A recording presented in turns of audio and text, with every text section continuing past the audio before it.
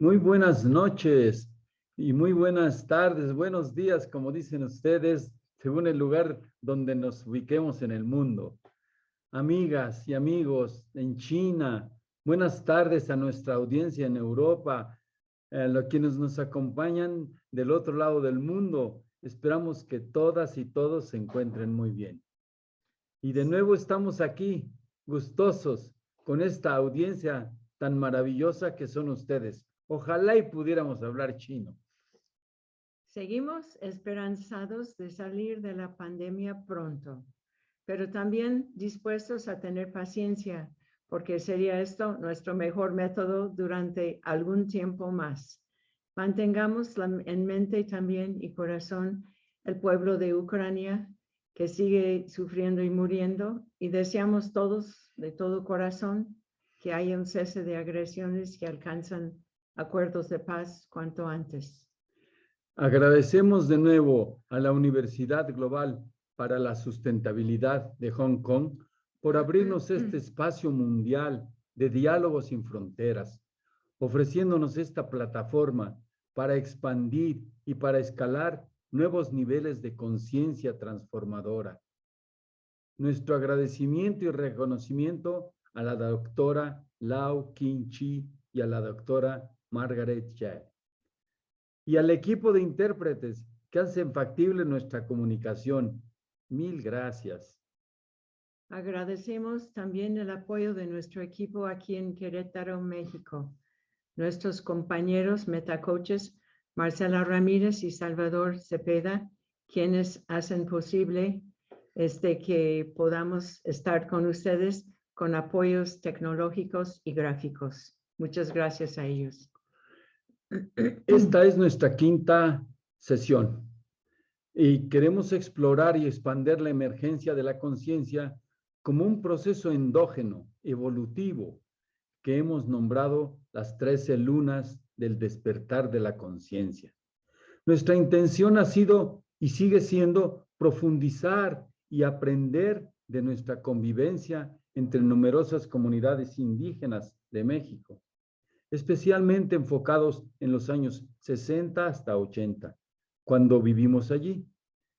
Presentamos a ustedes narrativas que tienen que ver con la filosofía, imágenes y reflexiones compartidas, esperando que nos acerquen a la sabiduría de los pueblos originarios, quienes son para nosotros comunidades que crean que están ofreciendo modelos civilizatorios sustentables. Y viendo muy brevemente lo que hemos hecho hasta ahora, empezamos con la conciencia oculta. Me quitaste.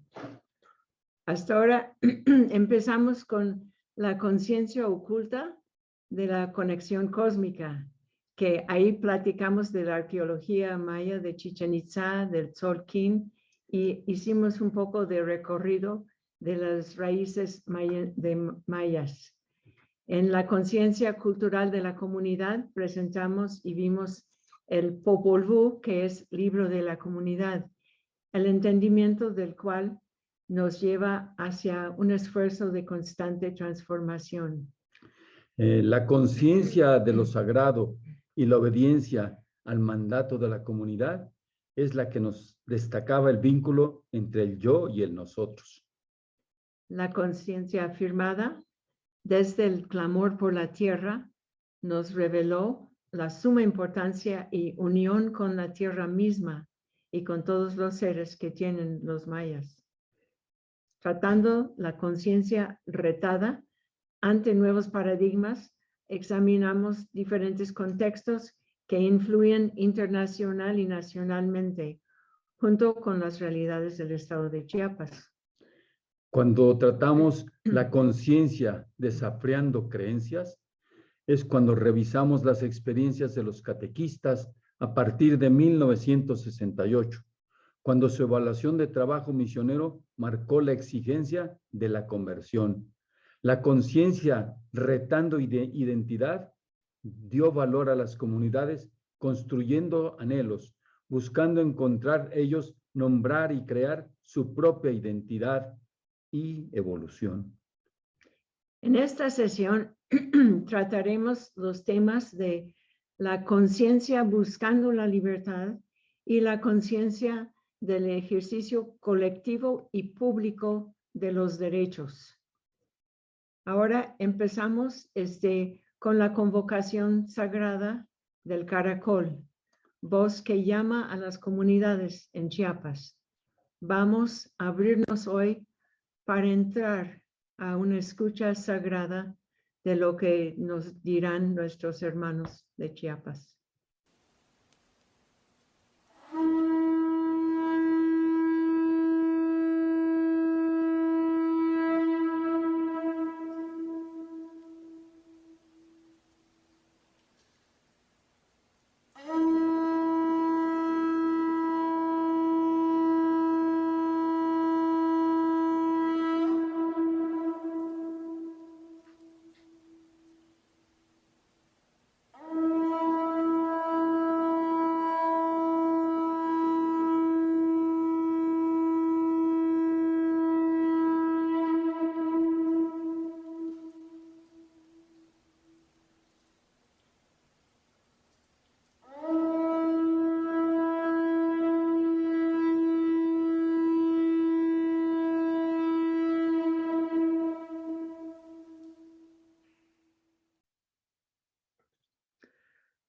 Hoy nuestro primer tema será la conciencia buscando la libertad.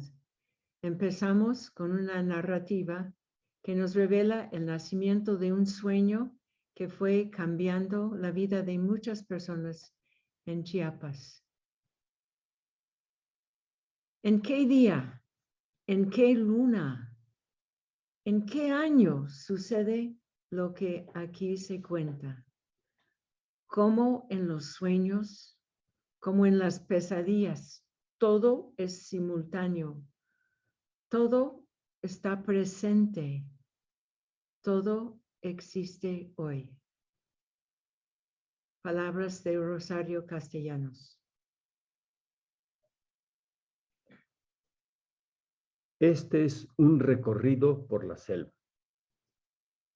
Era una tarde calurosa por la selva entre Ocosingo y Margaritas en el año de 1970. Un par de jóvenes caminábamos apresurados, como locos, sin saber a dónde íbamos a llegar. La noche nos sorprendió y nos encontramos perdidos por un sendero. Vimos luces, lámparas de petróleo y hacia allá nos fuimos. Encontramos entre la penumbra a un hermano indígena, celtal, que en su lengua nos dijo: ustedes están en la finca y está aquí la casa grande. Yo los voy a llevar con la patrona. Y así lo hizo. Estábamos muy cansados, muy hambrientos y sobre todo muy perdidos.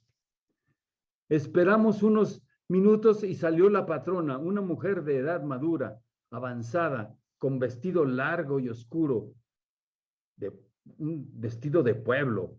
Era de tez clara, de modales serios y expresiva con nosotros, de buena conversación. Y nos dijo: aquí están en la finca Chactajal. ¿Ya han comido? Le dijimos no, y ella dio unas órdenes. Y pronto nos ofrecieron un café y galletas de animalitos en una sala de un mobiliario campestre, antiguo, polvoriento. Fue un alivio muy grande comer algo, aunque nos quedamos con hambre. Luego la patrona nos dijo: les quiero mostrar un poco de mi casa. Vimos la cocina, la sala y diversos cuartos. Y lo más interesante fue llegar a su propia recámara, que era un cuarto grande y sobrio. Al centro había una cama y al pie de su cama un ataúd, semejante en su forma a un sarcófago egipcio. Era de madera de pinabeto y sin pulir. Lo abrió y dijo: vean, este sarcófago es el lugar donde yo guardo mis tesoros y lo que más aprecio, y al mismo tiempo es la caja donde yo estaré enterrada, porque eso lo quiero tener seguro, hecho, clavado y ordenado por mí. Esa noche nos despedimos. Por la madrugada, uno de los acasillados nos esperaba para señalarnos el camino. Nos detuvo primero en su humilde choza, hecha de palma vieja. Era una morada muy rudimentaria, como de esclavos, donde él y su familia nos atendieron como reyes. Nos ofrecieron café calientito, huevos, frijoles, tortillas y después de despedirnos con afecto, nos dijimos adiós. Nosotros nos quedamos muy pensativos de la manera de darnos con tanta abundancia en medio de la pobreza, importándoles nada, ni su condición social, ni la obvia escasez en que vivía esa familia día a día. Un tiempo después, supimos que esa finca Chactajal era la misma donde la gran escritora chapaneca Rosario Castellanos pasó una parte importante de su niñez, descrita en una de sus obras principales que se llama Balún Canán. Ese título significa 9 estrellas en celtal. Las 9 estrellas de Balún Canán tomaron vida real en las 9 mujeres protagonistas de la novela, viviendo inmersas en una realidad de la esclavitud indígena, en la injusticia económica, la denigración racial y la desigualdad y el menosprecio a la mujer por los roles establecidos, creando un verdadero infierno local. Esas 9 mujeres en el libro siguen simbolizando la lucha por crear la nueva posibilidad de vida, no por la sociología ni por las costumbres, sino por el imaginario que ellas llegaron a crear hacia su futuro. Partieron de sus experiencias de vida y resignificaron su existencia para lograr ser quienes eran y vivir en libertad, de acuerdo a la conciencia que ellas mismas habían creado y encarnado. Continuando por nuestro camino, las 2 personas, los 2 jóvenes, en ese día nuestra conversación se centró en explorar ideas sobre el espíritu, sobre la dinámica que podría orientar nuestra nueva etapa de trabajo con las comunidades. Y de repente conectamos y dijimos, los judíos en Egipto como pueblo vivieron una opresión semejante o peor a la de Chactajal, pero lograron asumir su historia y abrirse un enorme camino para salir de la esclavitud.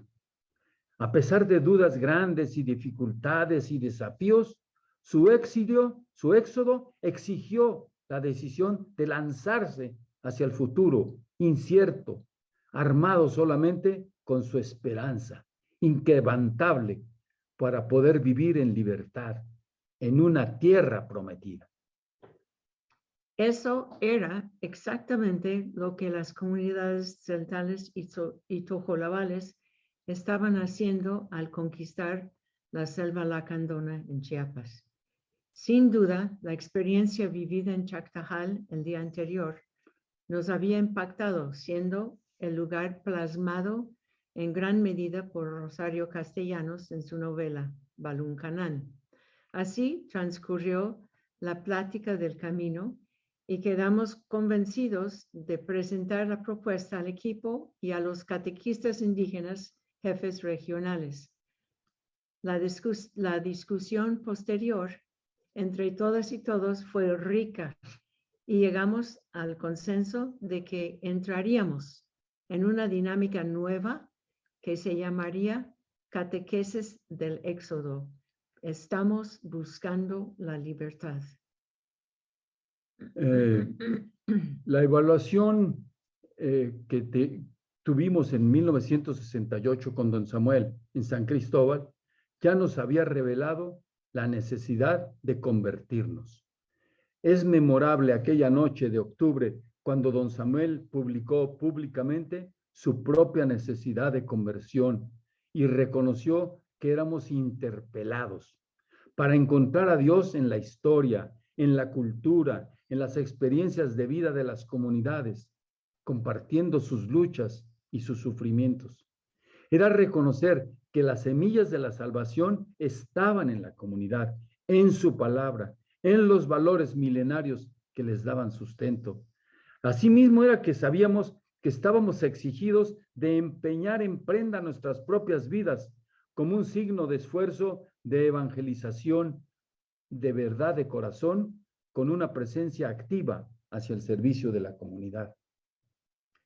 Como, como platicamos en la última sesión, el año de 1969, empezaron los catequistas a replantear su función hacia la comunidad después de la evaluación, definiendo su tarea como tijuanej, o sea, quienes animaban, apoyaban y alentaban para que aflorara la palabra de la comunidad, desarrollando 3 acciones.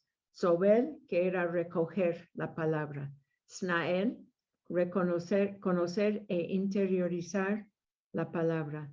Y Skasesel, que era publicar, expandir y volver a sembrar esa misma palabra de la comunidad. Para entonces, nosotros ya contábamos con 7 años de experiencia organizando la palabra de Dios en el municipio de Ocosingo, de acuerdo a la orografía, es decir, conociendo bien la ubicación de cada una de las comunidades por las cañadas, en los valles, en los ríos, rodeados de las montañas. También teníamos conocimiento de los tiempos de las lluvias, de las secas, tiempos de sembrar, tiempos de cosechar, de cómo, cuándo, dónde había senderos aptos y lugares más seguros para cruzar los ríos.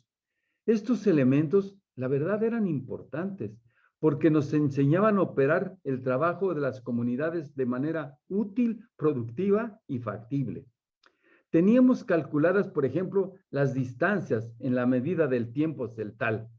De acuerdo al sabio conocimiento indígena, 1 legua era lo correspondiente a caminar 4 kilómetros.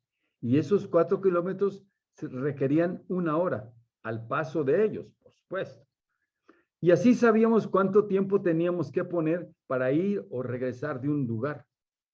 La medida también podría variar un poco, porque si esa medida la tomábamos, como decían ellos, soc-spichol o soc-mayush-spichol, eso era diferente. Es decir, con sombrero o sin sombrero, lo que se traducía en es caminando o corriendo. Entonces, ¿de qué se trataba esa nueva catequesis? Se trataba de hacer emerger la palabra de la propia comunidad.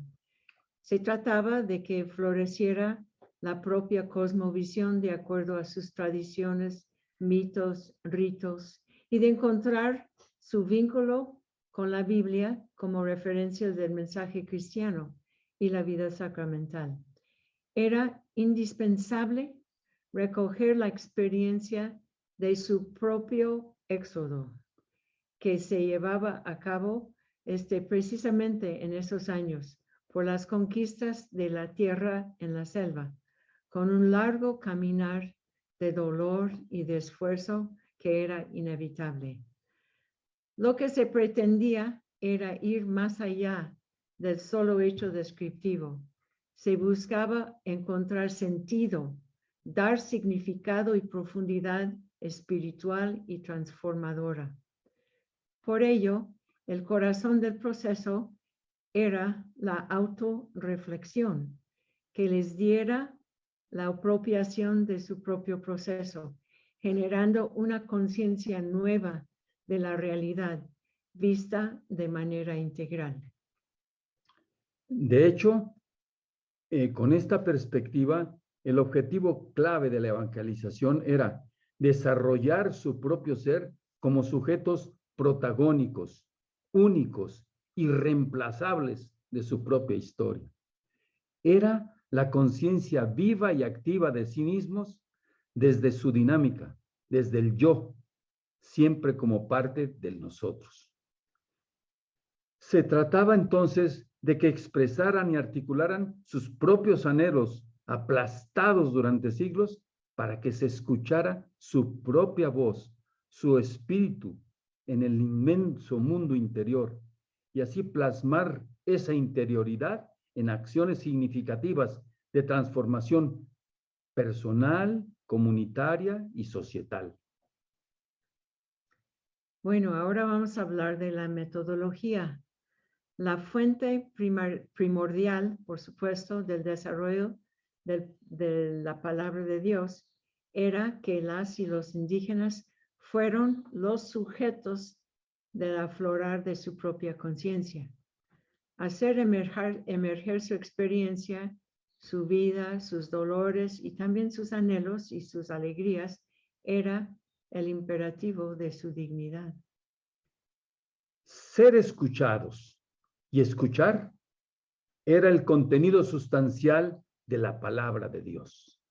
Estos principios básicos marcaron la dinámica de la catequesis, pues demandaba encontrar la base y el sustento sólido que vivía en el corazón y en la palabra de la comunidad. Esto era un desafío de la recreación de los roles a jugar y en el desarrollo de las habilidades requeridas para producir la dinámica que buscábamos. Las vías que nos permitían avanzar eran: primero, hubo la pregunta generadora. Consistía en preparar previamente una pregunta de inicio, provocando que la comunidad respondiera, dando su palabra, lo que implicaba declarar lo que pensaban, lo que creían y lo que sentían al respecto de la pregunta. El segundo elemento era el diálogo comunitario. Ese se lograba mediante la vinculación de lo que se decían unos y unas para con otros. Y en esto había libertad de movilizarse, no estar quietos solo en un lugar. Se podrían movilizar, crear grupos, empezar a distinguir las rutas que guiaran sus propias palabras, asociando ideas, tejiendo consensos y acuerdos, discerniendo lo que sí y lo que no. Y así iban construyendo y afirmando su pensar y su creer comunitario. El tercer paso fue la síntesis de la palabra. Ese buscaba la expresión de su unidad en el pensar, en el decir y sobre todo en el decidir. La síntesis generaba confianza, seguridad, un sentido de logro y de alegría. Para la comunidad, la síntesis no era un recopilado conceptual, sino la integración uniendo la palabra, la reflexión, la música, el rezo, las velas, la juncia. La síntesis realmente era motivo de celebración. Esto implicaba organización y conectividad comunitaria. La organización era muy importante por ser el instrumento de relación y el vínculo entre todo y todos.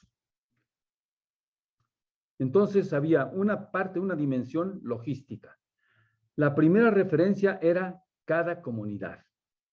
Fue constituida por cada ejido. También se sumaban las rancherías, que eran predios particulares cercanos, y así se creaban núcleos comunitarios. Tanto los ejidos como las rancherías eran poblados desde 100 hasta 1000 personas o un poquito más. En casi todas las comunidades había uno o varios catequistas, que eran los que dirigían las palabras. A ellos se sumaban los principaletic, que eran las antiguas autoridades de las fiestas tradicionales, que eran hombres, mujeres, y formaban el cuerpo vital, que era el que presidía las fiestas religiosas de la comunidad. El segundo nivel era la zona. Esta se formaba con un conjunto de comunidades que podrían ser 5 a 8 comunidades y eran organizados de acuerdo a la orografía, a las condiciones de las veredas y de las costumbres de vínculos que ya existían entre las comunidades. Las zonas elegían su liderazgo y esas catequistas tenían como función el seguimiento, la animación y la producción de la síntesis de la palabra de la zona, así como los acuerdos para asuntos comunes o celebraciones conjuntos de acuerdo a las fiestas y las tradiciones. El tercer nivel era el que se denominaba la región. A este nivel, lo que se hacía eran las relaciones y asociación de varias zonas entre sí. Los jefes regionales, que eran 6, eran catequistas indígenas, e igual que los jefes de zona, eran elegidos por las comunidades para este servicio. Y su función era coordinar las reuniones regionales, la formación, la animación. Y en este periodo del cual estamos hablando, su trabajo central era recoger y hacer la síntesis de la palabra unida a nivel regional. Era la integración del todo. En la integración del todo, la coordinación pastoral se hacía con las regiones y las zonas desde la iglesia y convento, o sea, lo que llamábamos la misión, que estaba ubicada en el pueblo de Ocosingo como punto de referencia por ser la sede de la parroquia. Fue además el único lugar con suficiente infraestructura para recibir a grupos grandes y por tener un poco de acceso al mundo exterior más allá del pueblo. Además de los 300 catequistas y otros 100 personas indígenas con cargos tradicionales, el equipo pastoral incluía a todos ellos. Pero así en la misión, al servicio de la comunidad, habían 3 sacerdotes dominicos, 7 religiosas, hermanas de la presentación, y 8 misioneros laicos. Además del trabajo acompañando la palabra de Dios en las comunidades, hubo dedicación al servicio sacramental. También habían programas para encontrar y adquirir agua potable, apoyos para mejorar la producción agrícola, la venta de semillas y cosas así, y también programas de salud que incluía un hospital que puso la misión en el pueblo de Altamirano, cerca de Ocosingo, que figuraba en estos años entre los mejores hospitales en el estado de Chiapas. Yo creo que va a ser útil ahora mencionar algunas condiciones del municipio de Ocosingo. En esos tiempos, especialmente ante un mundo que ahora está cada vez más acostumbrado a la comunicación instantánea, casi para cualquier rincón del planeta.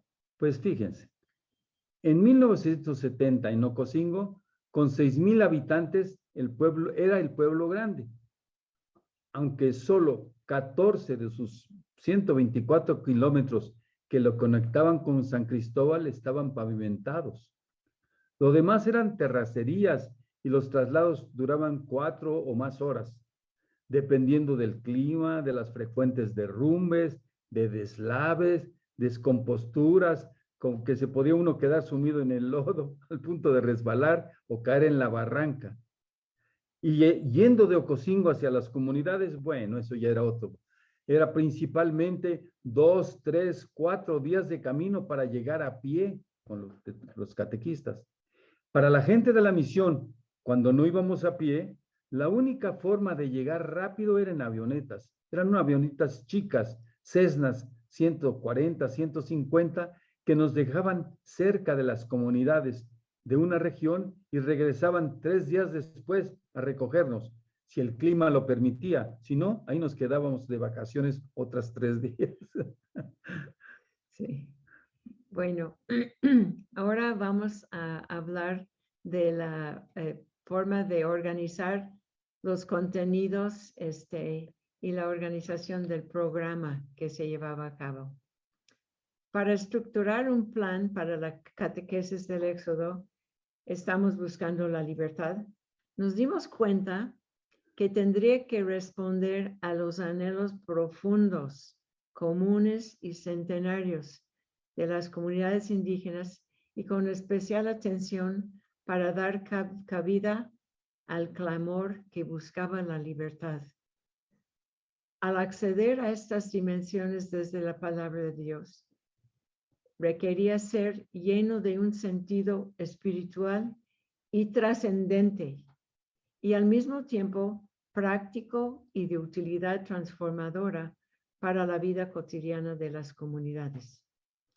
De acuerdo a este entendimiento, requeríamos contrastar los designios divinos y los anhelos de aspiración para una vida digna con la cruda y cruel realidad experimentado durante más de 500 años de opresión, siendo las y los indígenas víctimas por la opresión, el racismo, la exclusión, la marginación, la negación de sus derechos humanos básicos y aún peor, con mayor severidad cuando se hablaba de lo que eran para las mujeres, niñas, niños y jóvenes.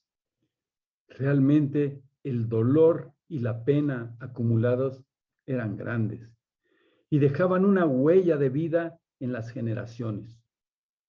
Sin embargo, lamentarse o quejarse o sentirse víctimas no generaba un horizonte de futuro. Por ello, la propuesta de la estructura de las lecciones tenía un contenido teológico pastoral para proyectar la fe, la esperanza y el amor como fuentes vitales intrínsecas, conocidas en la tradición católica como las virtudes teologales.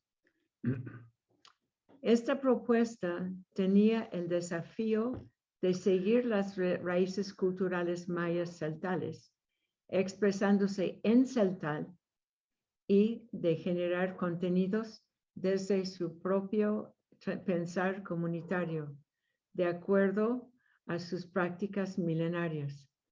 Por lo tanto, contenido y método se aunaban para encontrar la dinámica y la vibración que diera sentido a las comunidades en su cotidianidad y en la posibilidad de crear prácticas que superaron la opresión.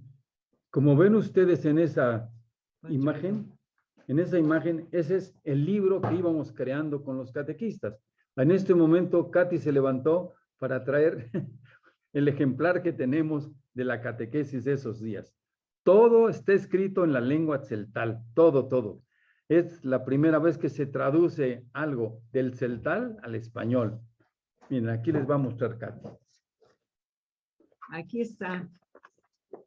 Era una cosa así, hecho en mimeógrafo, totalmente en celtal, y que se iba por grupos de lecciones. Obviamente esto no fue generado todo de una vez, pero esta es, y ahí Ahorita vamos a explicar cómo se realizó eso.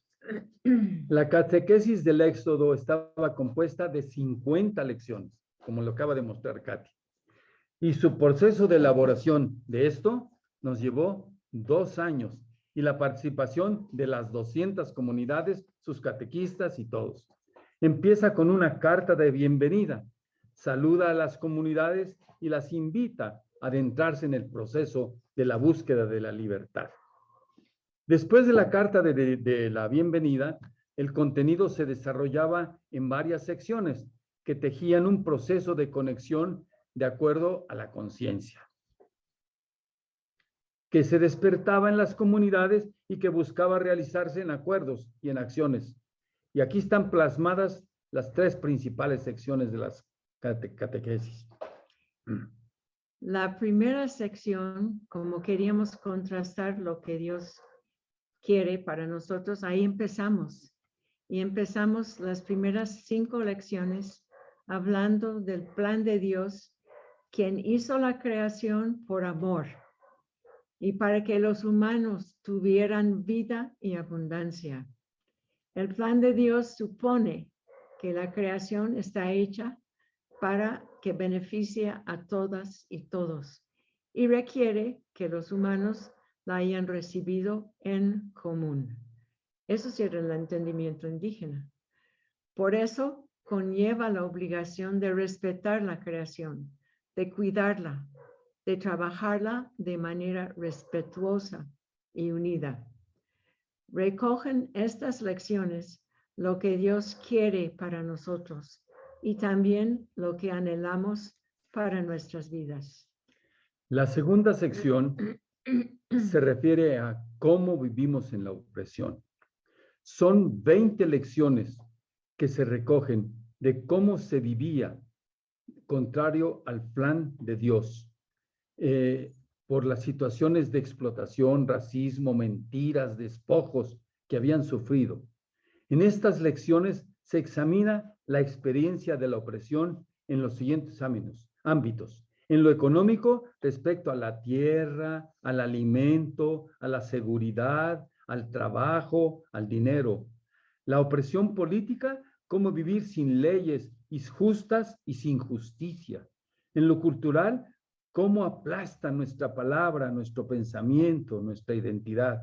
Y en lo religioso, cómo nos oprimimos por dentro a veces nosotros mismos con las ideas, todo aquello que nos trae miedo en vez de confianza en Dios y en su amor por nosotros. Entonces, la tercera parte era lo que se hablaba de la fe, la esperanza y el amor. Y en esa parte se elaboraron 25 lecciones. El enfoque era moverse desde la fe, concebida evangélicamente y desde sus propias raíces y creencias mayas, como la fuerza determinante de su vida y de su historia. Asimismo, la esperanza se abordaba desde su experiencia ancestral y también su experiencia agrícola y desde las prácticas solidarias.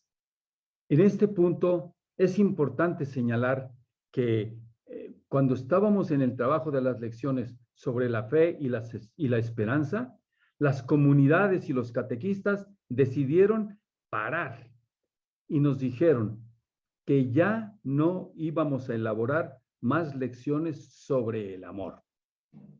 La caridad, porque para ellos el amor no se escribe, el amor se vive, se actúa y es por medio de los hechos que mostramos el amor. Y por eso hasta ahí llegaron las lecciones escritas, mas no las prácticas. Entonces vamos a hablar ahora del proceso de cómo se construían las lecciones.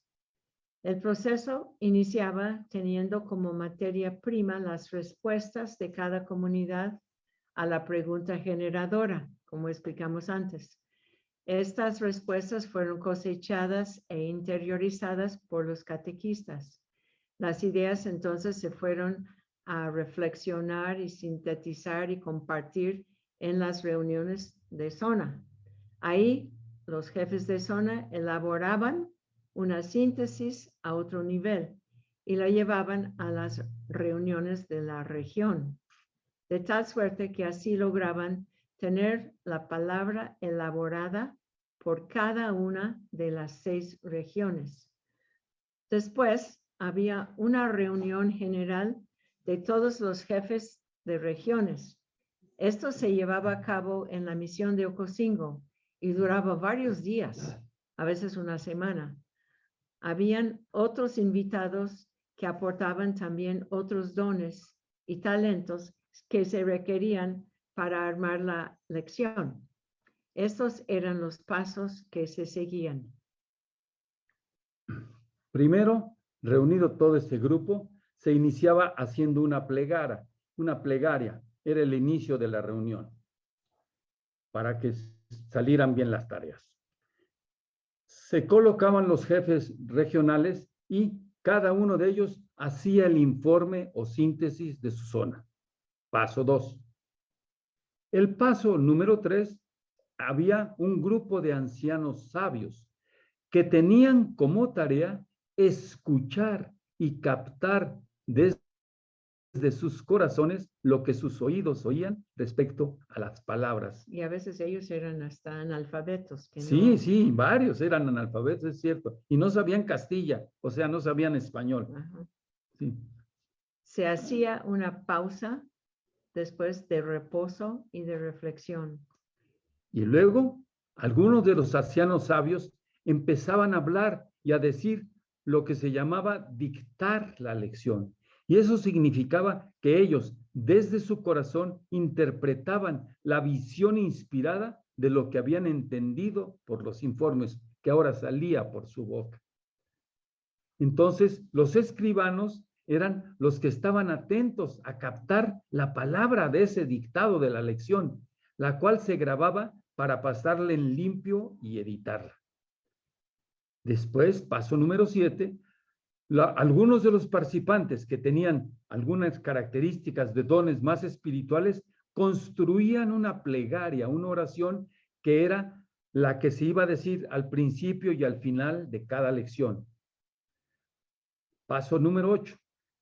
Los que tenían talento musical creaban una melodía o un cántico respecto a la lección que se había dictado y que se había enseñado en esa ocasión.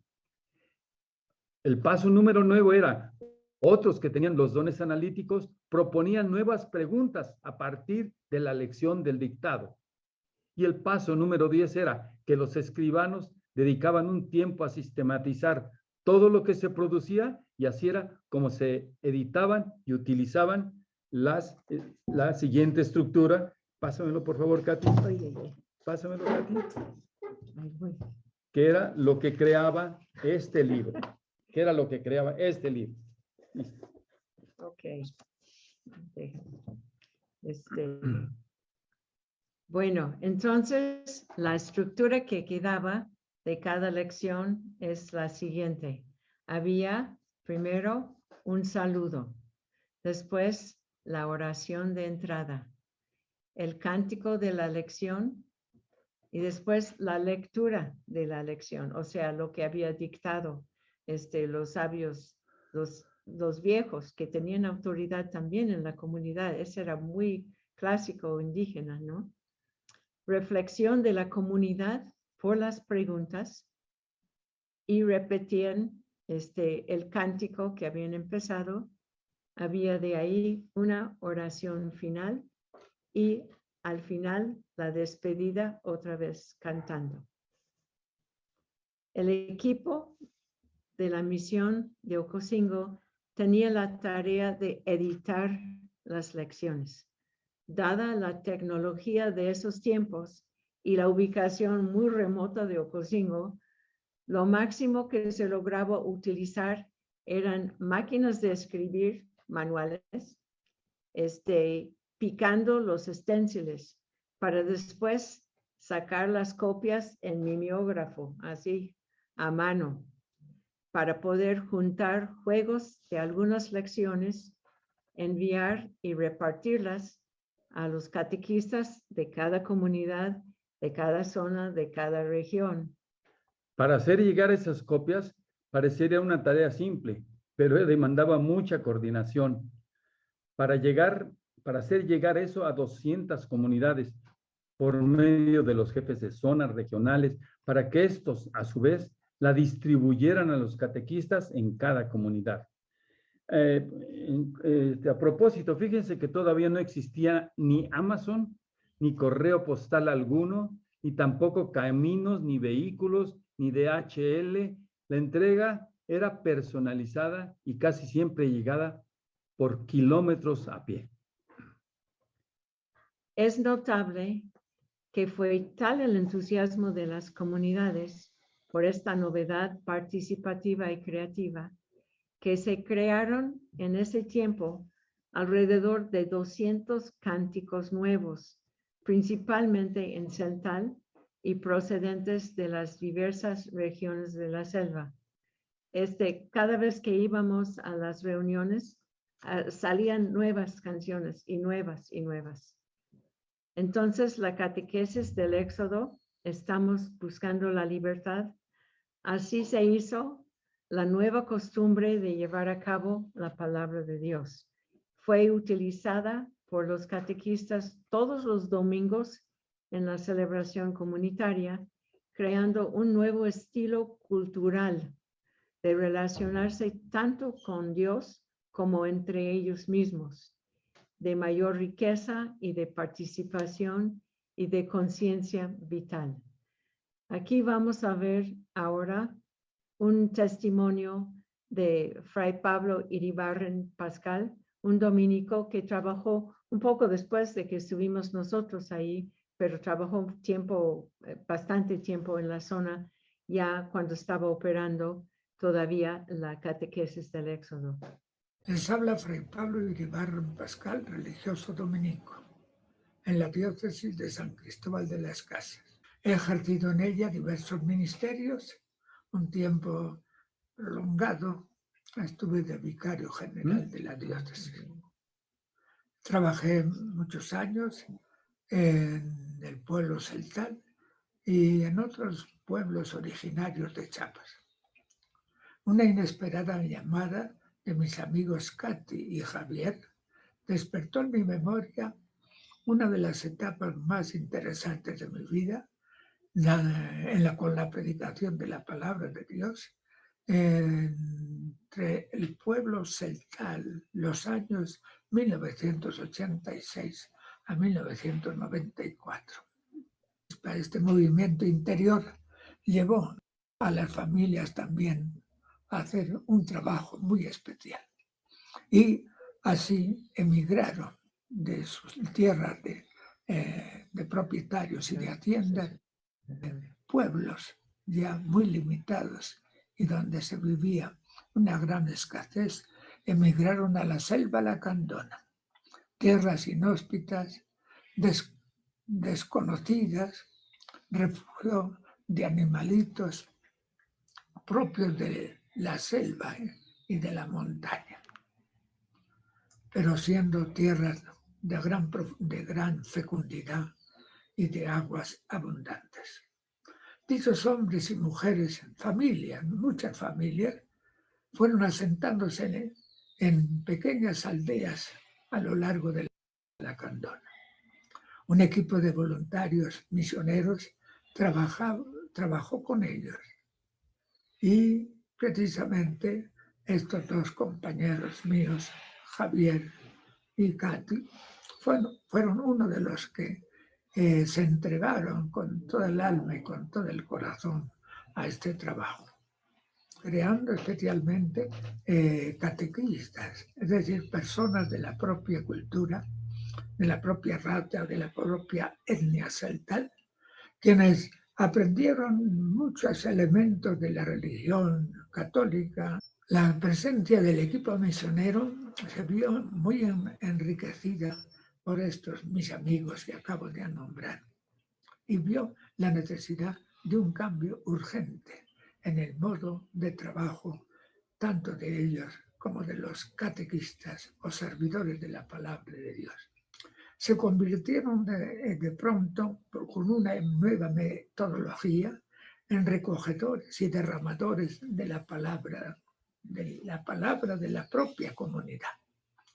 Preguntaban a niños, a jóvenes, ancianos, a varones y mujeres de todas las edades acerca de su historia, del sufrimiento, de las alegrías y fracasos, de las esperanzas que había en su corazón.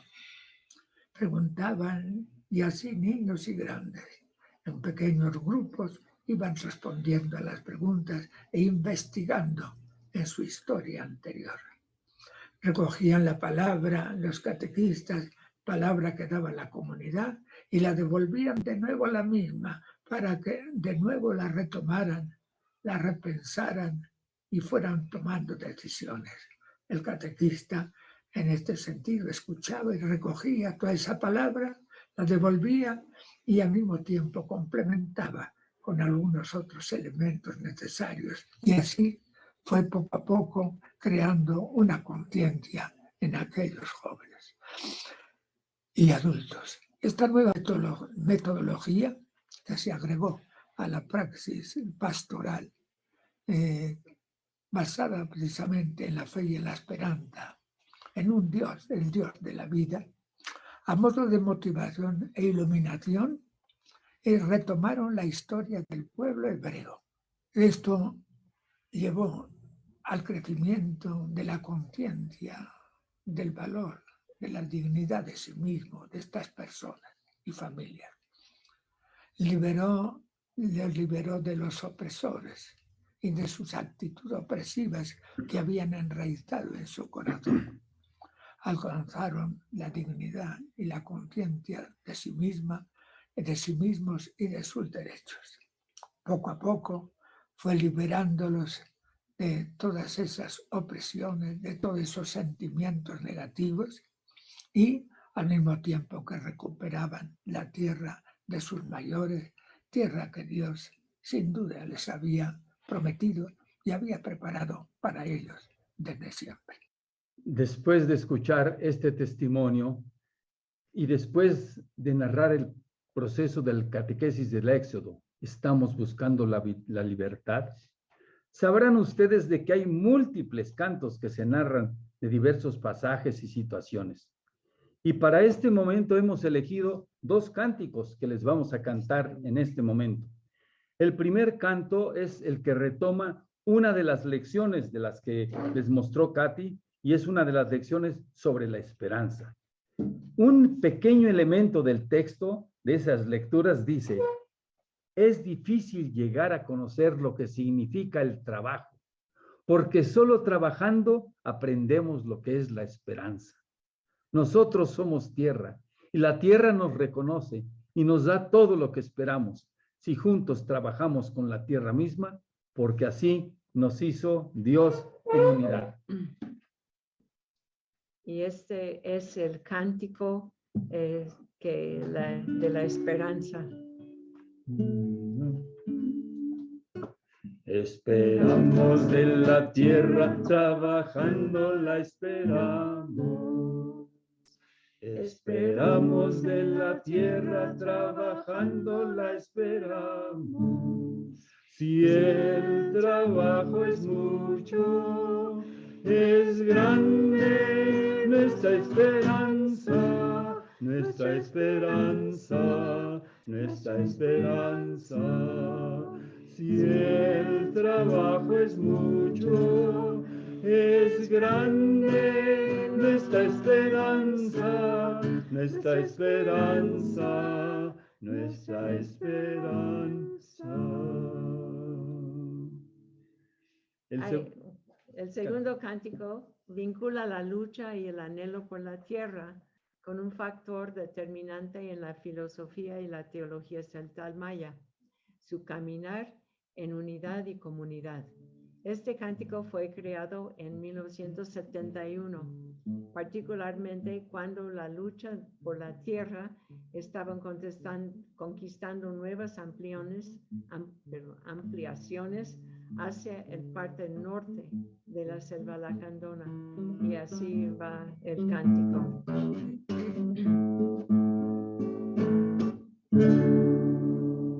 En esta región del norte de mi Chiapas querido,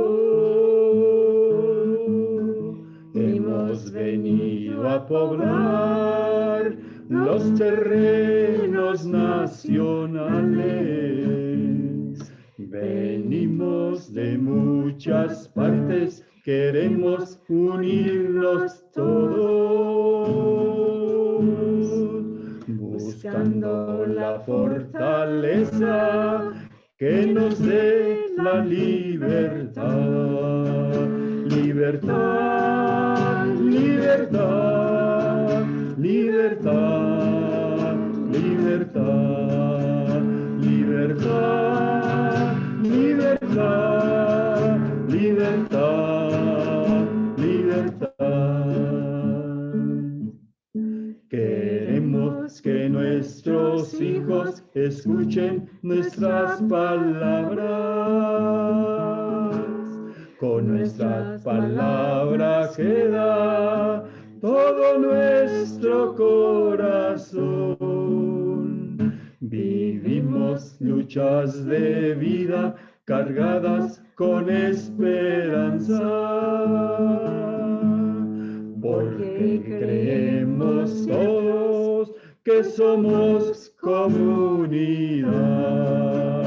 Libertad, libertad, libertad, libertad, libertad, libertad, libertad, libertad.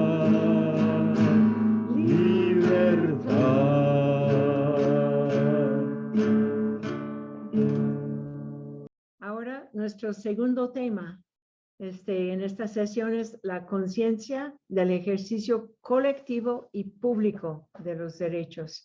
Y vamos a hablar específicamente mucho sobre el Congreso Indígena de 1974. El lema del Congreso fue igualdad en la justicia, un consenso que era el clamor de todas y todas las personas indígenas, pues a eso aspiraban, y a la igualdad, a la justicia, porque habían vivido tantos centurias de opresión y desprecio. ¿Cómo se originó el Congreso Indígena? Con motivo de la celebración del 500 aniversario de Fray Bartolomé, el gobierno estatal quiso encontrar una manera de celebrarlo y le pidió a don Samuel que se encargara de llevar a cabo el evento. El TATIC, con un grupo de sus colaboradores, deliberaron y aceptó. ¿Por qué? Porque se dio cuenta que podría ser una oportunidad de celebrar un verdadero congreso indígena. Y el reto consistía en crear un surgimiento de la palabra comunitaria. No era lo que esperaba el gobierno, desde luego, esperaban otra cosa, pero para el TATIC y su equipo era que pudiera aflorar esa palabra con la fuerza y el valor del espíritu de ellos. El Congreso Indígena entonces requirió de una visión y mucha organización. Lo primero era tener claridad de propósitos, el rol que jugaban los indígenas, los agentes de pastoral y los equipos de apoyo. Se tenía que definir contenido, método para proceder y solucionar retos enormes de logística y infraestructura. El propósito era que los protagonistas fueron siempre las y los indígenas, por su presencia, palabra, lenguas, su arte, su música, los acuerdos y las decisiones. Se pretendía lograr por primera vez en la historia una unidad interétnica de diálogo con el mundo, mostrándose con dignidad ante una propuesta de nuevas relaciones desde la justicia y la igualdad. Lo que requería era coordinación entre comunidades que estaban muy aisladas y que carecían de vías de comunicación, de transporte. Y por lo tanto se requería gran coordinación, además de que había unas variables tremendas entre zonas selváticas, zonas tropicales, de fríos, rocosas, todos los climas intermedios. La coordinación indígena se concentró en la coordinación que iba a conducir el Congreso, que eran puros indígenas, se concentró en consensar los temas, en prepararlos, en generar armonía, balance, todo. Y en cambio hubo los equipos de apoyo que eran importantes para facilitar todas las tareas de soporte y laterales. Y también a las propias comunidades, desde luego. Y ellos, pues las comunidades ponían comida, hospedaje, sitios de reuniones, etcétera. La logística en San Cristóbal significó conseguir un lugar durante 4 días de un auditorio grande y cerrado para el Congreso mismo, y también espacios alrededor abiertos, pero techados de alguna forma con lonas, y ahí se requerían tener 1,500 sillas para los grupos de trabajo. Aparte, se tuvo que encontrar hospedaje y 2 comidas diarias para aproximadamente 1,600 personas que acudieron. Dado el clima muy frío de San Cristóbal, también teníamos que buscar cobijas y ropa adecuada para las personas que venían de las zonas tropicales. Para facilitar la comunicación entre las diferentes etnias, hubo un equipo de traductores que fueron preparados por un grupo de compañeros que aportaban elementos de experiencia antropológica, lingüística, cultural y social. Y entonces los traductores indígenas fueron capaces de cubrir durante el Congreso 6 canales de interpretación simultánea para circular la comunicación en tiempo y forma. Hubo funciones como secretaría y que tenía que recopilar y documentar los aportes que salían del proceso de trabajo. El trabajo diurno se procesaba en la noche para poder avanzar el día siguiente. Sí, asimismo se tuvo un grupo de voluntarios atentos y listos para atender todas necesidades que tuvieran que ver con la salud de los participantes. Y también hubo unos de relaciones exteriores que manejaban ruedas de prensa para poder anunciar ante el mundo lo que estaba pasando cada día en el Congreso. Una decisión muy importante fue dónde se colocaba el micrófono. Fue en el centro del evento donde estaba la coordinación indígena. También había otro micrófono donde se usaba para exponer las ponencias de los congresistas. De esta forma, mantuvieron la coordinación de la palabra y la participación de los delegados que representaban la voz de las diferentes etnias. Hubo una filmación del Congreso que fue posible porque hicimos conexión con un joven que se llamaba Rogelio Cuellar, periodista y fotógrafo de la revista Proceso. Y él mantuvo una gran sensibilidad artística y social en lo que él tomó. Se nota en las imágenes que captan los pies, el andar, los rostros de los participantes, de las mujeres y niños también presentes. Igualmente captaba la naturaleza, el cielo, las nubes, la montaña, la milpa. Su presencia fue muy significante porque también iba a algunas de las reuniones comunitarias y los subcongresos, de los cuales eran 20 subcongresos en preparación a lo largo de año y medio para poder llevar a cabo el Congreso. La grabación original fue en 8 milímetros en ese formato, que era y es un material muy valioso del que disponemos y seguimos apreciando el testimonio y la sensibilidad y la solidaridad de Rogelio Cuellar. Ahora vamos a ver la filmación del Congreso Indígena 1974. El nombre que le puso Rogelio fue Ixinwinik, que quiere decir hombre o ser humano del maíz. Agradecemos. Vamos a ver el Congreso. Trabajo y vamos a ver el video ahorita. El hombre de la tierra del maíz.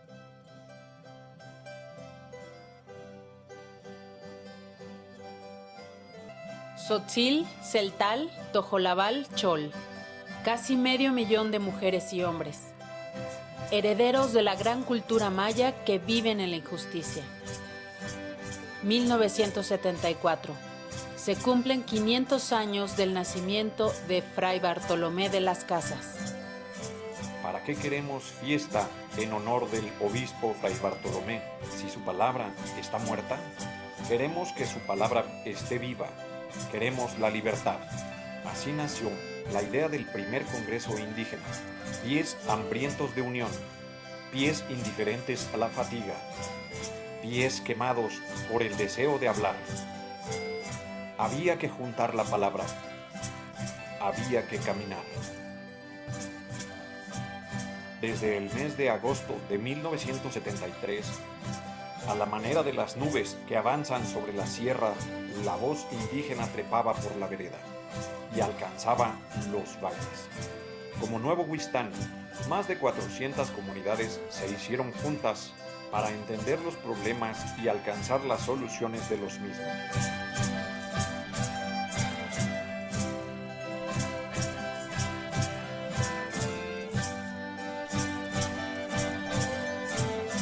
Falta de unidad entre nosotros. Peleamos por la tierra, Peleamos por la brecha. Estamos divididos. Falta fuerza en nuestro corazón. Pero si todas las colonias indígenas hacemos unión, logramos vender nuestros productos a buen precio. Si hacemos unión, no nos van a hacer injusticia. Para eso es la Junta de Octubre con todos los indígenas, para que nuestro corazón esté más fuerte.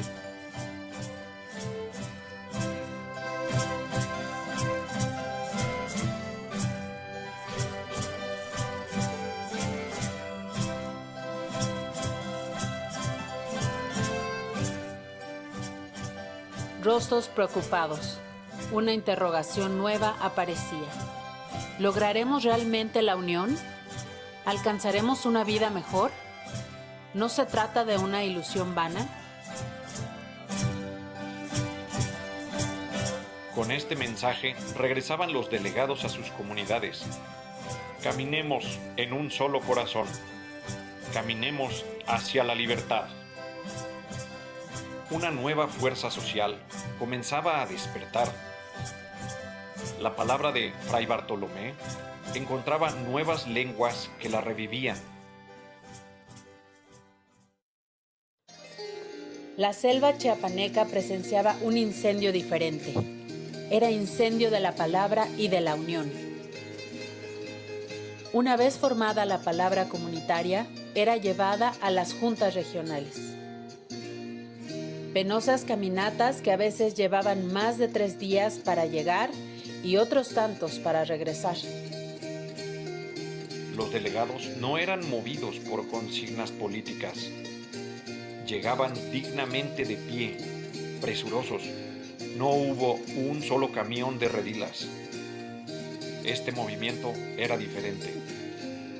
La realización del Congreso nunca fue visualizada como un evento, sino como un proceso. Tampoco se le consideró así. Más bien, se le consideró como un punto de arranque. Desde un principio rechazamos la idea de que fuera un acto folclórico o que desembocara en demagogia. Para superar ambos escollos, se decidió darles importancia suprema a las juntas regionales. En Tila, en Salto de Agua, en Margaritas, en Palenque. Se dieron citas en varias ocasiones los delegados. Como este subcongreso de Ocosingo, se realizaron otros 20.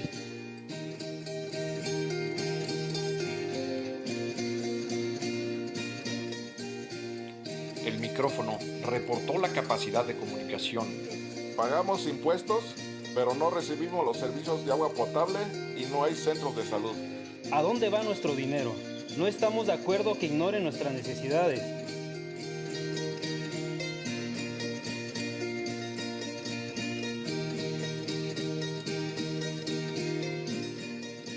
Somos campesinos, pero nuestros hijos en la escuela no aprenden a mejorar el trabajo de la tierra.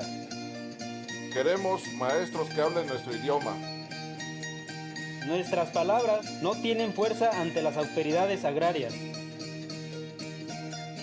Los ingenieros que nos envían piden mucho dinero y dejan a medias los trabajos.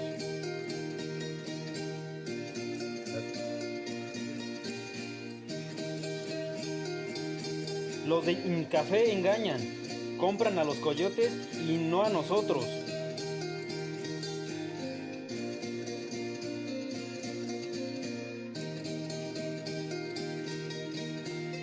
La mano levantada era la expresión más elocuente del deseo de participación.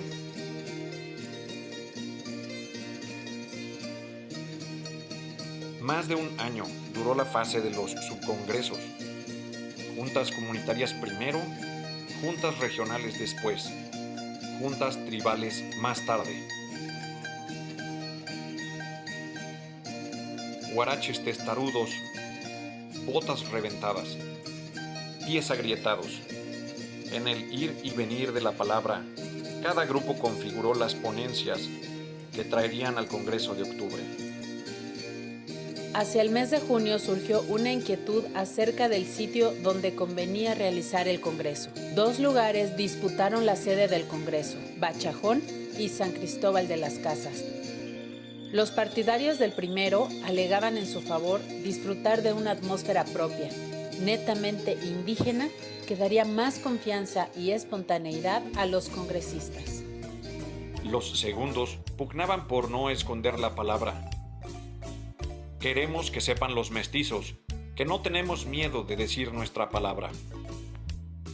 El riesgo se impuso a la prudencia, ganó San Cristóbal. Nada devora tanto como el horizonte. Todo cabe en lo posible, cuando lo posible es grande. No es posible amar a los humanos y sostener la estructura que mata a los humanos.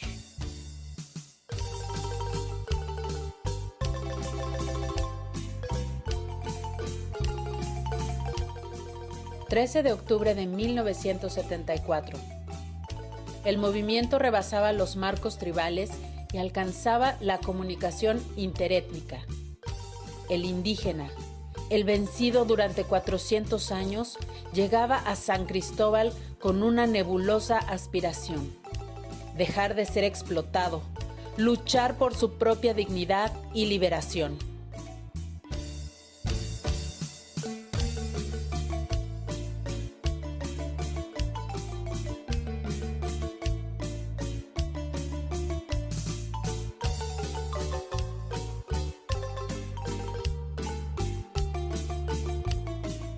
Igualdad en la justicia.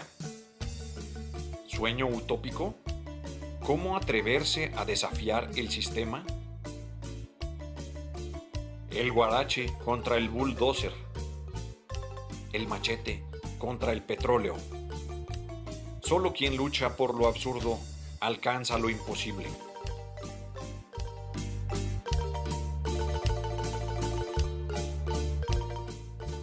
El ambiente era festivo.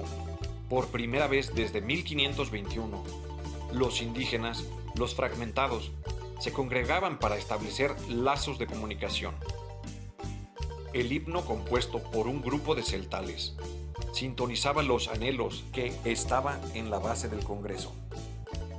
Celtales, tzotziles, tojolabales, choles, caminamos en un solo corazón, caminamos hacia la libertad, con todos los seres de la tierra, con todo el universo.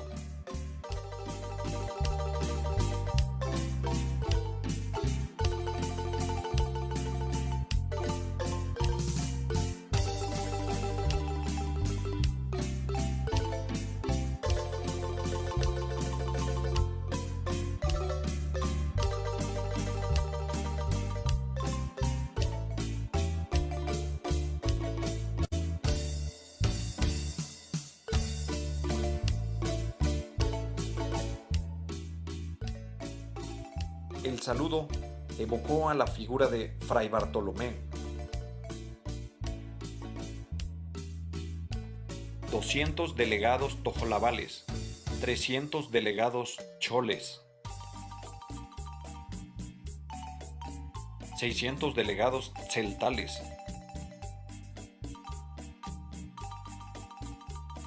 400 delegados tzotziles,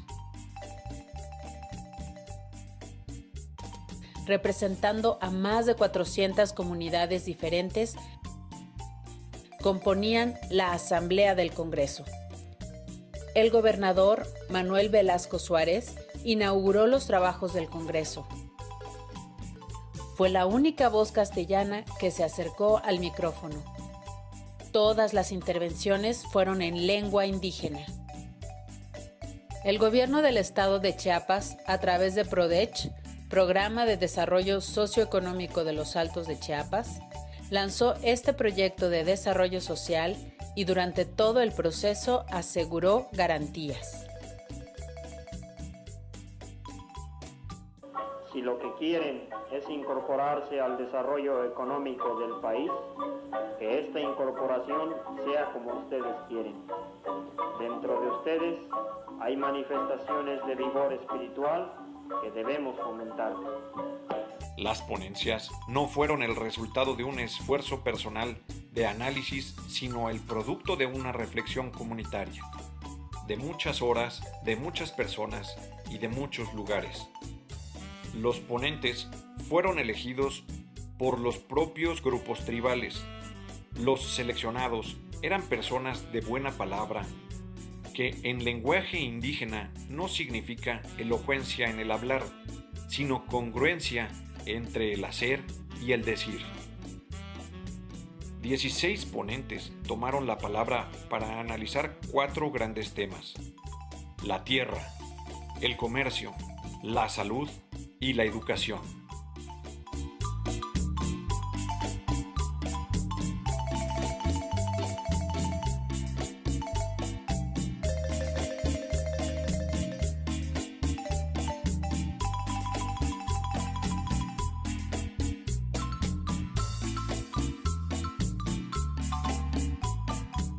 Vendemos barato y compramos caro y no nos alcanza el dinero.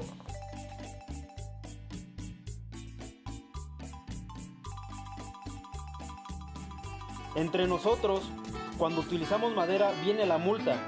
Para los finqueros no hay multa, aunque destruyan el bosque para hacer potrero. Nos vamos a Tuxtla y no camina nuestro asunto de tierra. Solo si metemos dinero camina.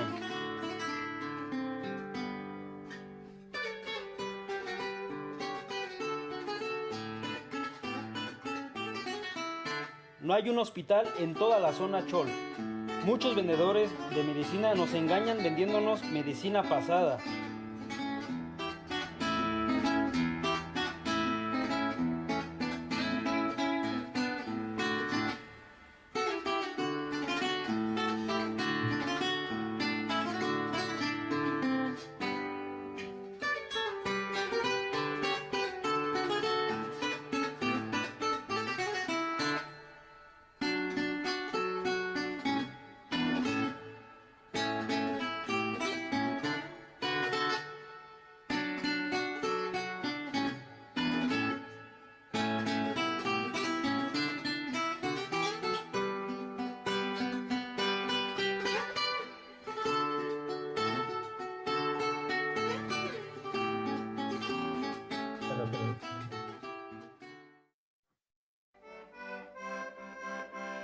Igualdad en la justicia. Terminadas las ponencias sobre cada uno de los temas, se pasaba a discusiones por grupos de ponentes. Ponentes analfabetos, pozol de maíz en lugar de cócteles y vinos, pies desnudos, talones heridos por el hambre, grietas que respiraban dolor y clamaban por una vida más humana, calzón blanco y chamarra negra. No hay nada más peligroso que la cabeza de una persona que piensa por sí. Segregación del blanco y de su lengua. Decisión de borrar 400 años de su juzgamiento. Anhelo de conducir la historia por rumbos inéditos. Un grupo de traductores que se estuvo preparando durante 6 meses se encargó de establecer los canales de comunicación entre los diferentes grupos. Después de 2 años de trabajo, los acuerdos comenzaban a perfilarse. Todos queremos solucionar el problema de la tierra, pero estamos divididos, cada uno por su lado. Por eso sentimos que no tenemos fuerzas. Buscamos la organización de cada grupo.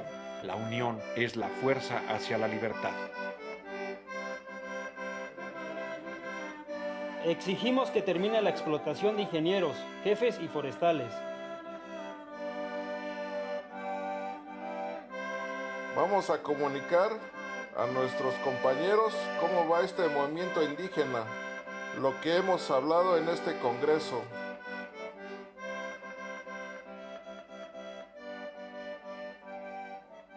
Que haya una subdelegación agraria en San Cristóbal para los trámites de nuestros asuntos agrarios y que ahí trabajen indígenas de nuestro grupo.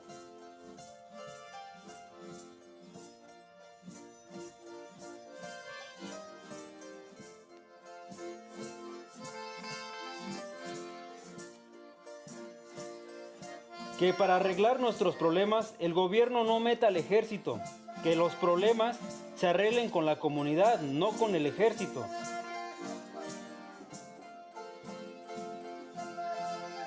Queremos un mercado indígena, que nosotros mismos seamos los que compremos y vendamos. Que se organice en cada municipio, ranchería y paraje.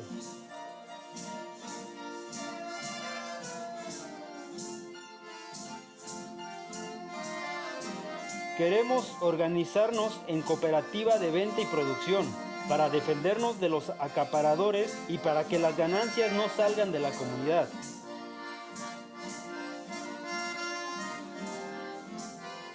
Por causas del trago nos han despojado, nos engañan continuamente, nos desprecian y acaban con nuestra salud. Que haya un periódico indígena en nuestras 4 lenguas y que el periódico sea de los indígenas y que sirva para nuestra comunicación.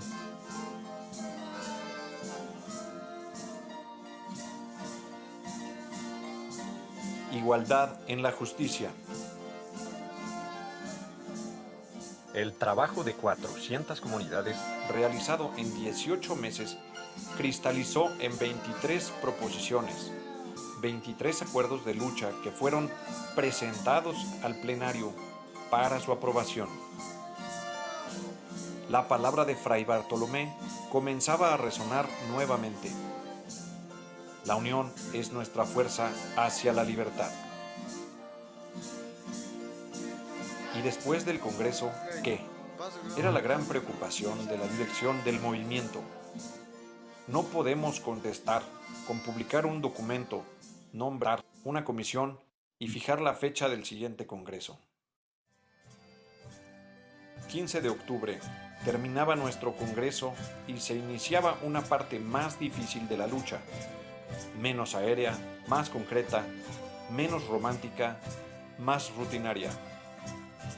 A principios de noviembre ganamos la subdelegación agraria que se instaló en San Cristóbal. A principios del mismo mes encarcelaron a 120 de nuestros compañeros que se opusieron al cacicazgo en Chamula. En diciembre expulsamos a los acaparadores en Margaritas. En enero se instaló la primera escuela del INI para la formación de promotores tojolabales. Poco después, nos informaron que la subdelegación agraria en San Cristóbal tendría un presupuesto raquítico y que nuestros compañeros indígenas no podrían trabajar ahí. En abril apareció el primer número de nuestro periódico indígena, La Palabra de la Comunidad. Triunfos y fracasos, caer y levantarse.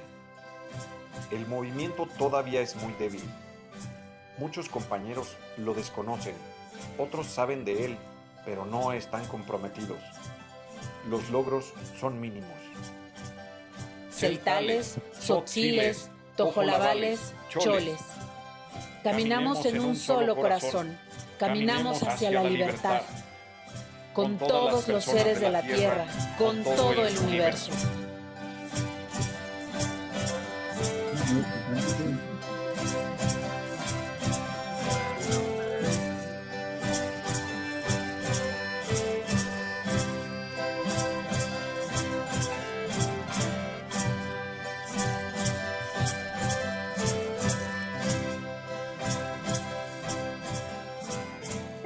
Agradecemos enormemente al hermano marista Carlos Martínez Lavín, que fue el secretario del Congreso y que guardó cuidadosamente tanto el video como muchos otros materiales de mucha importancia histórica del Congreso.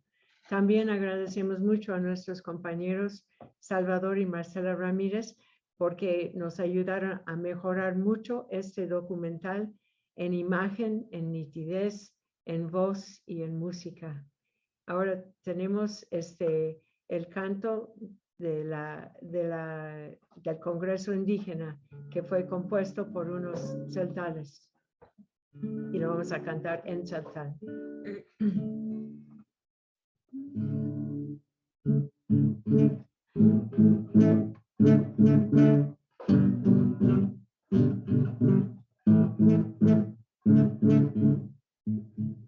Celtal, tzotzil, tojolabal, Toholabalchol, Seltal Tzotzil, Toholabalchol, Kunashkotan, Yashvenoti, Kunashkotan, Yashvoloti, Soktas visit Germanotak, Soktas visit Valumila. Seltal Tzotzil, Toholabalchol, Seltal Tzotzil, Toholabalchol, Kunashkotan, Yashvenoti, Kunashkotan, Yashvoloti, Soktas visit Germanotak, Soktas visit Valumila. Ahora vamos a presentar el testimonio de Juan Ojeda, quien estuvo presente en el Congreso Indígena y compañero y apoyo al seguimiento posterior, trabajando en colaboración con don Samuel Ruiz y la diócesis de San Cristóbal. Buenos días, buenas tardes y buenas noches. Soy Juan Manuel Ojeda Martínez.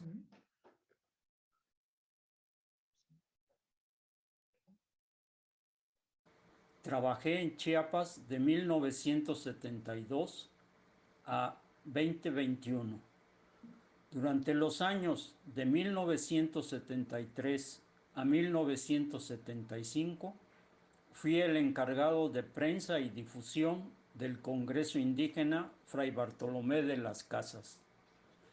Durante esos 3 años, y considerando un antes y un después del Congreso Indígena Fray Bartolomé de las Casas, pude ser testigo del nacimiento y fortalecimiento de la conciencia de los hermanos indígenas de Chiapas, tzotziles, tzeltales, tojolabales y choles, como un pueblo marginado y oprimido, viviendo en diferentes territorios ancestrales como los Altos de Chiapas, territorios de conquista como la selva lacandona y la selva margariteña, tenían y tienen una problemática común en cuanto a la tenencia de su tierra, el comercio tremendamente desigual resumido en su expresión: vendemos barato y compramos caro. Una educación contraria a su identidad y que ellos cuestionaban. ¿Por qué? Para ser mexicanos tenemos que dejar de ser celtales, tzotziles, tojolabales o choles. Y frente al problema de la salud, resumieron diciendo: la salud es vida, pero vemos que la medicina es negocio. El primer Congreso Indígena Fray Bartolomé de las Casas fue un primer gran paso que fortaleció la conciencia de los indígenas como pueblo marginado y oprimido, pero unido por los mismos problemas y luchador por una mayor organización para salir de esos problemas. El primer Congreso Indígena fue también un aporte al crecimiento de la conciencia de los agentes de pastoral de la diócesis de San Cristóbal de las Casas, que ayudó a realizar un trabajo de acompañamiento al proceso de las comunidades indígenas, partiendo de su situación económica, política e ideológica cultural, viendo y sintiendo su propia problemática. Esta conciencia y práctica pastoral fue el antecedente inmediato para que en 1975, en la Asamblea Diocesana, don Samuel Ruiz proclamara solemnemente la opción preferencial por los pobres. Algunos individuos del gobierno estatal y federal se dejaron interpelar por los cuestionamientos indígenas y se solidarizaron con las comunidades indígenas, pero el gobierno, como sistema, reforzó sus prácticas de cooptación y corrupción para contener la organización indígena. Muchas gracias. Ahora vamos a ver el testimonio de Carlos Martínez Lavín. Soy Carlos Martínez Lavín. Hace 50 años me tocó vivir una de las experiencias más desafiantes y planificantes de mi vida. Prestar el servicio de secretario, entre comillas, así le llamaron a mi rol, en el Congreso Indígena que en el año de 1974 se llevó a cabo en San Cristóbal de las Casas, Chiapas, por parte de los pueblos Tzotzil, Celtal, Chol, Tojolabal. Me pidieron en concreto que colaborara con un equipo, facilitando las condiciones materiales y logísticas para que pudiera darse el encuentro entre las 4 etnias indígenas y que ayudara como enlace entre la dirección del movimiento y la sociedad nacional. Nunca entendimos el Congreso Indígena como un evento, sino como un proceso de mirada larga y de paso corto, de ir juntando la palabra, primero a nivel comunitario, luego regional y finalmente interétnico, para hacerla oír con un propósito muy claro: buscar mejores condiciones de vida, de dignidad, de eliminación de la opresión y de la discriminación. Me tocó vivir experiencias muy profundas de amistad, de esperanza, de aprendizaje de lo complicado que son los procesos sociales y políticos. Tuve la fortuna de hacer amistades entrañables con campesinos indígenas, a veces semi-analfabetos, de gran lucidez intelectual, para analizar críticamente sus situaciones de vida, de fina creatividad para proponer estrategias colectivas de lucha no violenta, de probada solidaridad para sacrificarse y desvivirse por sus comunidades y por su gente, de enorme paciencia y tenacidad para padecer fracasos, para resistir contratiempos y al mismo tiempo mantener el buen humor y el ánimo para seguir luchando. Como agente de evangelización, puedo decir que la experiencia del Congreso Indígena me marcó de por vida, en favor de la opción por los pobres, que me permitió descubrir cómo el anuncio del Evangelio pasa por el compromiso político y que me hizo evidente que los pobres nos evangelizan con sus valores de confianza en Dios, de hospitalidad, de sobriedad compartida, y con sus gritos en favor de la noble lucha por la justicia, invitándonos a construir una sociedad de más comunión y participación. ¿No es esto acaso el intento por encarnar el reino de Dios en nuestro aquí? Desde aquellos días permanecen grabadas en mi corazón como fuente de energía y como brújula orientadora las palabras del himno de nuestro Congreso Indígena: Tzotziles, Celtales, Choles, Tojolabales. Junku holtik, ojbek yukotik. Junku holtik, ojtalequilaltik. Sokba spetzanil satkinal, sokba spetzanilum kinal. Tzotziles, Celtales, Choles, Tojolabales. Caminemos en un solo corazón. Caminemos hacia la libertad, con todos los pueblos de la tierra, con todo el universo. Muchas gracias. Ahora faltan 10 minutos respecto al tiempo. Les queremos hacer notar esto. Vamos a tratar nosotros de terminar en el tiempo señalado. Sin embargo, dijéramos, podría ser que nos faltara el poder dialogar. Entonces, les pido a los organizadores que nos digan si es que podemos continuar un poco más. Las reflexiones sobre el Congreso. El valor del esfuerzo de 300,000 indígenas participantes con sus 1,500 representantes y 20 subcongresos y el Congreso mismo representó aproximadamente en números bajos 600,000 kilómetros caminados a pie entre valles, montañas, lluvias bajo el sol o la luna a lo largo de año y medio. También calculamos que las horas invertidas en reuniones de subcongresos se estima que fue al menos 45,000 horas.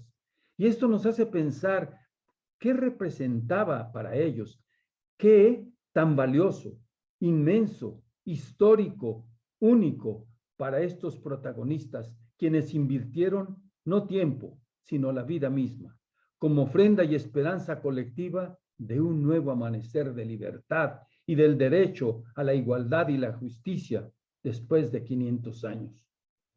Las palabras iniciales de Sebastián, que vimos un líder celtal, dijo, ¿para qué vamos a escuchar el nombre de Fray Bartolomé? Él ya murió, no podemos esperar otro. ¿Quiénes nos va a defender de la injusticia para que tengamos libertad? Nuestra única defensa es organizarnos nosotros todos para que podamos tener libertad y trabajar mejor. Nosotros tenemos que ser el nuevo Bartolomé. Nosotros somos Bartolomé y lo vamos a lograr porque vamos a defender nuestra organización, porque sabemos ahora que la unión hace la fuerza. Andrés Aubry, cuya imagen se ve aquí abajo, fue un antropólogo, sociólogo, historiador de origen francés que llegó a Chiapas en 1973 para apoyar al Congreso Indígena y estuvo durante más de 3 décadas al lado de las comunidades. Y en un artículo que escribió en el periódico Excelsior, del de Julio Scherer García, decía: 1974 está en el corazón del sexenio, que fue para Chiapas no solamente un cambio, sino una mutación, un parteaguas, el arranque de un nuevo destino. La comunidad indígena dejó de ser la comunidad revolucionaria institucional del PRI y del INI para transformarse en la promesa de una nueva sociedad alternativa. El Congreso fue un instrumento tan insólito que los medios nacionales empezaron a hablar del Congreso de Chiapas antes de la celebración para contextualizar sus artículos. Sucedió que el Congreso le robó la nota al petróleo, a las presas hidroeléctricas, para enfocarse en la organización de los indígenas de la selva, en los chamulas, y como escenario que nunca tuvieron los pueblos indígenas. Aquí quisiera señalar que también señaló en su artículo de Andrés que es lo que dio rumbo. Chiapas vino a ser el rumbo de la nueva izquierda no partidista y dejó en paz a la vanguardia proletaria. Ya es un lugar común en los analistas que de alguna manera todas las siglas que disparó la actualidad social campesino-indígena brotaron de la órbita del Congreso. Aún en el zapatismo, anónimamente, los más viejos, aludiendo tanto a su larga preparación como al evento final, dijeron: allí es cuando se nos nació la conciencia. Ahora vamos a referir a las palabras de Jorge Santiago, chapaneco él mismo y colaborador toda la vida con la diócesis de San Cristóbal. Durante muchas décadas fue exdirector de DESMI y fue autor del libro sobre don Samuel que se llamaba La pasión de servir al pueblo. Él dijo que el Congreso Indígena de 74 es la raíz de muchos movimientos en las comunidades que todavía siguen. Nos dio la fuerza para luchar para la madre tierra y para ser constructores de soluciones de los problemas que vivimos. Desde el Congreso se dio un despertar muy fuerte. Fue una experiencia grandísima que nos ha marcado a todos y todas, aunque no hemos vivido esa experiencia. De ahí aprendimos lo que significa organizarse, ver los problemas, buscar soluciones, crecer en el pensamiento, darle tiempo al diálogo y al encuentro con otros y otras. Nos permitió convertirnos en personas organizadas. Por esta capacidad organizativa podemos encontrar soluciones. Tenemos una larga historia de soluciones buscadas. Hemos avanzado en resolver nuestras necesidades. De todo eso nació el EZLN, el Ejército Zapatista de Liberación Nacional, como una forma de decir, ya basta. Y después de 1994 sigue, porque sigue buscando la sociedad, construir una sociedad con su propia fuerza, con su propia decisión, con su autonomía. El espíritu que nació en el Congreso todavía permanece. El Congreso Indígena es una huella indeleble en el corazón de la historia hecha presente. Nos marca, porque de hecho estamos buscando y compartiendo como sociedad y como humanidad rasgos vitales para crear un futuro, para la sustentabilidad, encontrando la conciencia clara y activada que nos unifican con señales y vibraciones que vienen del pasado en el presente cargado de futuro. ¿En qué luna? ¿En qué día? ¿En qué año sucede lo que aquí se cuenta? Como en los sueños, como en las pesadillas, todo es simultáneo. Todo está presente. Todo existe hoy. Ahora vamos a hablar sobre el diamante de la conciencia y la luminosidad que da estas conciencias de hoy. Brilla como un proceso de búsqueda de un despertar cultural, espiritual, social y participativo en función de la transformación hacia una nueva realidad histórica de bien común. La conciencia, ejercicio colectivo y público de los derechos. Y la conciencia como faceta del dinamismo de la conciencia. Esta sesión emite un brillo esplendoroso y singular por su capacidad de construir el derecho en acciones públicas y colectivas, consensuadas, en función de hacer que se construyan el valer y el cumplir de los derechos humanos propios y de los demás.